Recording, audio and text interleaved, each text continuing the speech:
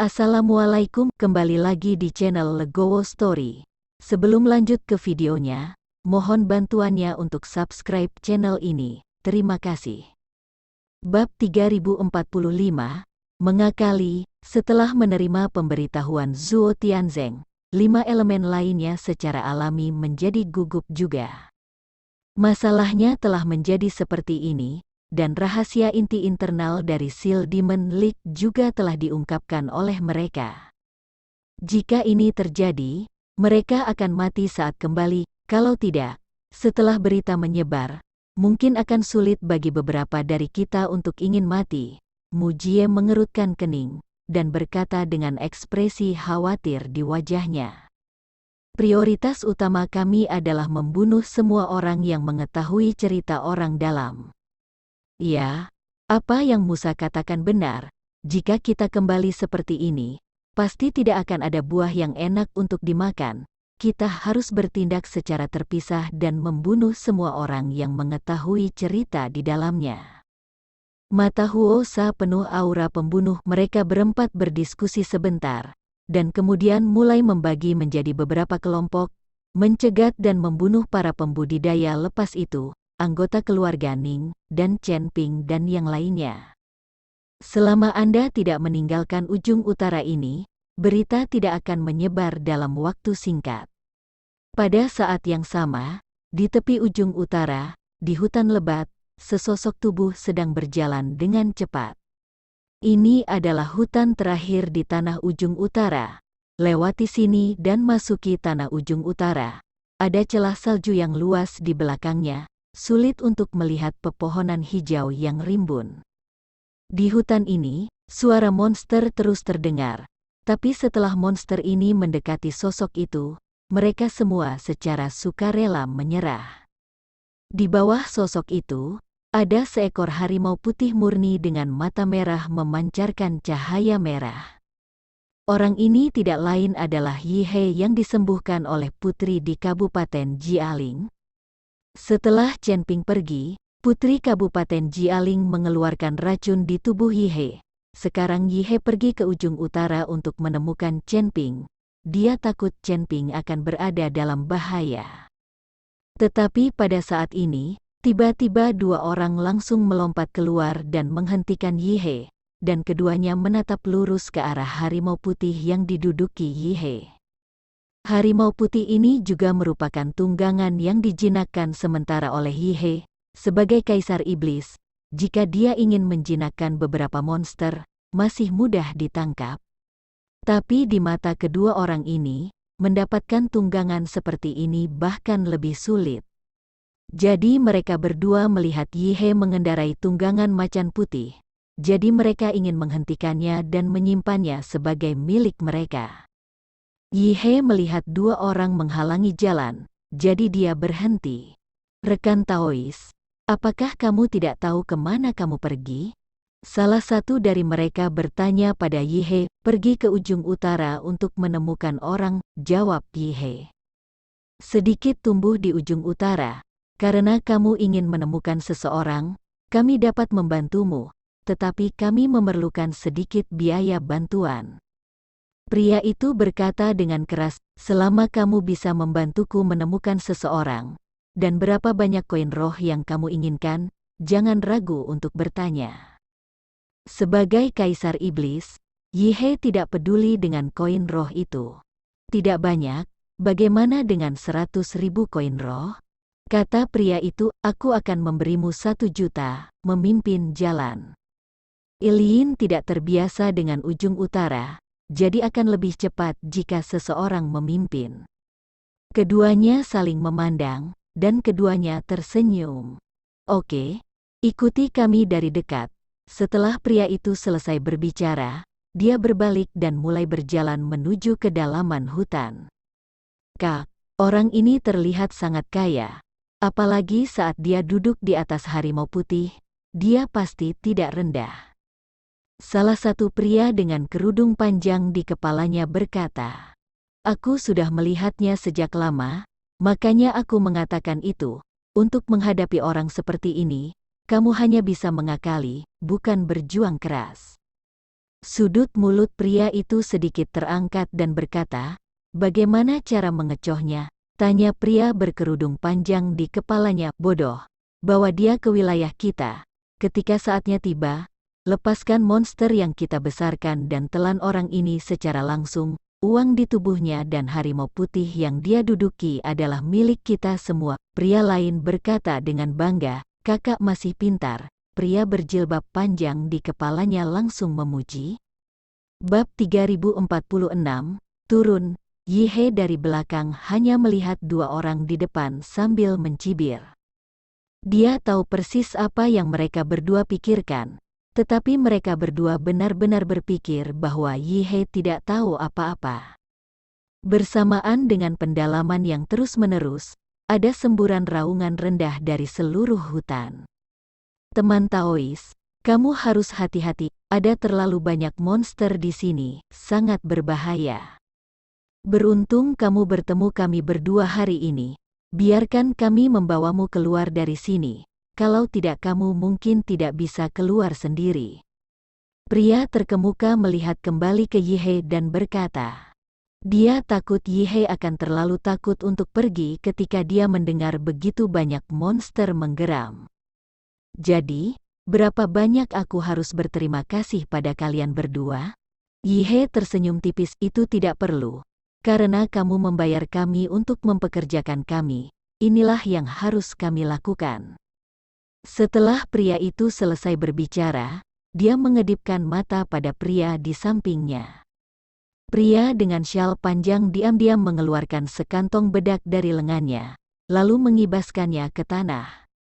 Aroma aneh tercium keluar, dan tak lama kemudian ada langkah kaki kacau di sekitar hutan. Lusinan monster segera mengepung Yihe dan yang lainnya. "Oh, kenapa ada begitu banyak monster? Ini merepotkan." Pria terkemuka itu berteriak. Dia sengaja memanggilnya ke Yihe, agar Yihe tidak mencurigai mereka berdua. "Itu benar. Kenapa tiba-tiba ada begitu banyak monster yang muncul? Terlalu menakutkan." Pria lain dengan kerudung panjang di kepalanya juga berteriak. Yihe menyaksikan penampilan mereka berdua, dan tiba-tiba tertawa. "Tidak perlu berakting lagi. Kamu menipuku di sini. Apa yang kamu inginkan?" Ketika keduanya mendengar ini, Yihe benar-benar mengetahui rencana mereka, dan segera berhenti berpura-pura. "Rekan Taois, serahkan uang dan tungganganmu, dan kami tidak akan menyakiti hidupmu. Bagaimana menurutmu?" tanya pria terkemuka itu. "Berdasarkan kalian berdua, apakah kamu lawanku?" Yilin tersenyum dingin. "Bukan hanya kita berdua di sini. Lusinan monster ini semuanya dibesarkan oleh kita. Selama kita memberi perintah, kita akan langsung mengubahmu menjadi pasta daging." Pria terkemuka itu berkata dengan bangga, "Benarkah? Kenapa aku tidak percaya?" Yihe memiliki wajah lucu.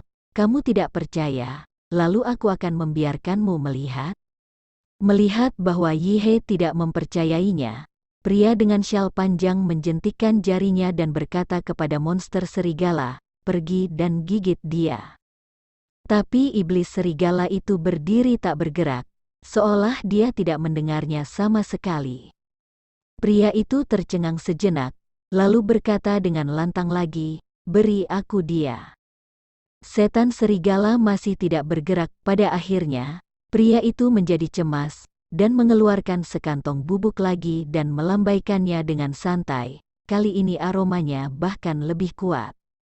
"Gigit aku, berikan aku dia." Pria itu meraung, tetapi tidak ada monster yang bergerak. Kali ini, mereka berdua benar-benar bingung. Mereka tidak tahu kenapa monster-monster ini tidak patuh. "Mereka sepertinya tidak mendengarkanmu sama sekali. Tetapi jika aku berbicara, mereka pasti akan mendengarkan." Setelah Yihe selesai berbicara, dia melambai dan berkata, "Semuanya turun." Lusinan monster semuanya jatuh dengan patuh ke tanah dalam sekejap. Dua orang yang melihat adegan ini tercengang. Mereka tidak mengerti mengapa monster yang mereka besarkan mematuhi perintah Yihe. Tepat ketika Yi He ingin bermain dengan kedua pria itu, dia tiba-tiba sedikit mengernyit. Dia sepertinya merasakan keberadaan Chen Ping, dan Chen Ping pasti dalam bahaya saat ini. Jika dia bisa dirasakan, itu membuktikan bahwa dia tidak jauh dari Chen Ping. Begitu dia berpikir bahwa Chen Ping ada di dekatnya dan dalam bahaya, Yi He segera menyingkirkan wajahnya yang lucu, dan kemudian mengendarai seekor harimau putih menuju arah yang dirasakan. Kamu ingin lari? Pria dengan kerudung panjang di kepalanya melihat Yi He mengendarai harimau putih dan mengira dia ketakutan. Jadi dia melompat dan bergegas menuju Yi He. Bab 3047. Tidak malu. Yi He khawatir tentang keselamatan Chen Ping saat ini, dan pria berpandangan pendek ini sebenarnya ingin menghentikannya, yang langsung membuat Yi He marah. Mencari kematian, Yilin berteriak keras, melambaikan tangannya dengan santai, dan hembusan nafas seperti tornado. Kemudian pria dengan kerudung panjang di kepalanya melihat ini.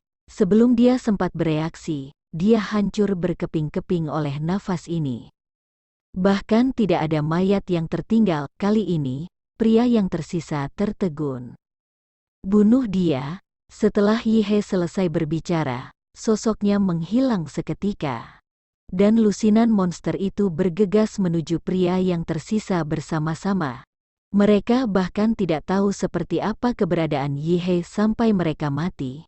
Saat ini, Chen Ping dan yang lainnya memang dalam bahaya. Awalnya, beberapa orang hendak meninggalkan tanah di ujung utara, tetapi mereka dihentikan oleh seseorang. Nak, kamu tidak mengharapkannya, aku akan menghentikanmu di sini. Huo Sa memandang Chen Ping dan yang lainnya dengan seringai di wajahnya. Meskipun Huo Sa sendiri adalah satu-satunya saat ini, Chen Ping sama sekali tidak santai. Sekarang tubuhnya belum pulih sepenuhnya, dan tidak ada cara untuk mengatasi api. Ji Yun hanya berada di peringkat ke-7 dari alam fusion, dan dia tidak bisa menjadi lawan Huo Sa. Adapun Liu Ruyan, Huo Feng, Yu Jiameng dan para gadis, bahkan lebih mustahil bagi mereka untuk menjadi lawan Huo Xia. Meskipun Huo Feng telah menyerap buah kebutuhan surgawi, dan wilayahnya telah menembus peringkat ketiga dari alam tubuh komposit, tetapi dibandingkan dengan Huo Sa, itu hanyalah penyihir besar. Adapun Yu Jiameng, Tian Lei Guo juga mengizinkannya mencapai kekuatan peringkat kelima Huajing. Tetapi Huajing ada di dunia surga dan manusia, jadi itu bukan apa-apa. Apakah hanya kamu? Di mana temanmu? Keluar bersama? Chen Ping bertanya dengan tenang. Dia perlu tahu apakah Huo Sa adalah satu-satunya. Kamu tidak harus mengatakan itu. Ini aku sekarang. Untuk yang lain, tentu saja aku akan mencegat para pembudidaya biasa dan keluarga Ning. Kamu tahu rahasia Liga Penyegel Iblis kita. Bagaimana mungkin kamu bisa pergi dengan mudah? Huo Sa berkata tanpa ragu, karena menurutnya, Chen Ping dan yang lainnya hanyalah ikan di atas pelat besi, sehingga dia bisa membantai mereka. Tuan Chen, saya akan menahannya, Anda pergi dulu. Li Yun sangat bermartabat sehingga dia berdiri di depan Chen Ping. Sekarang, di antara sedikit dari mereka, dia adalah satu-satunya yang bisa mengikuti Huo Ran melalui dua trik. Huo Sa dengan ringan melirik Ji Yun, dan melambaikan tangannya dengan santai. Sia-sia, napas tajam meledak, dan kehampaan bergetar seketika, dan napas mengalir ke wajahnya seperti gelombang. Ji Yun bahkan tidak punya waktu untuk melawan, dia langsung dikirim terbang, meludahkan darah. Ji Yun si, Chen Ping melangkah maju untuk memeriksa dan menemukan bahwa nyawa Ji Yun tidak dalam bahaya. Jadi dia menghela nafas lega. HMPH, itu hanya peringkat ke-7 dari alam kombinasi tubuh, dan kamu berani berbicara. Huo Sa mengangkat sudut mulutnya dan berkata. Chen Ping memandang Huo Sa dengan dingin, matanya penuh amarah. Sayang sekali tubuhnya lemah sekarang, dan dia sama sekali tidak bisa melawan Huo Sa itu. Alangkah baiknya jika saya bisa mengambil cuti di toko, tetapi Chen Ping tidak ingin membuang waktu. Dia tidak menyangka bahwa 5 elemen setan surgawi ini akan berani mencegat mereka di tengah jalan. Nak, serahkan semua barang yang kamu punya, aku akan membiarkanmu mati dengan cepat. Jika tidak, setelah aku membunuhmu, aku akan bermain dengan wanita-wanita ini. Huo Sa berkata sambil menyeringai. Huo Feng dan yang lainnya mendengarkan kata-kata Huo Sa, masing-masing memiliki ekspresi yang sangat jelek di wajah mereka. Kamu bahkan tidak melihat kebajikanmu sendiri.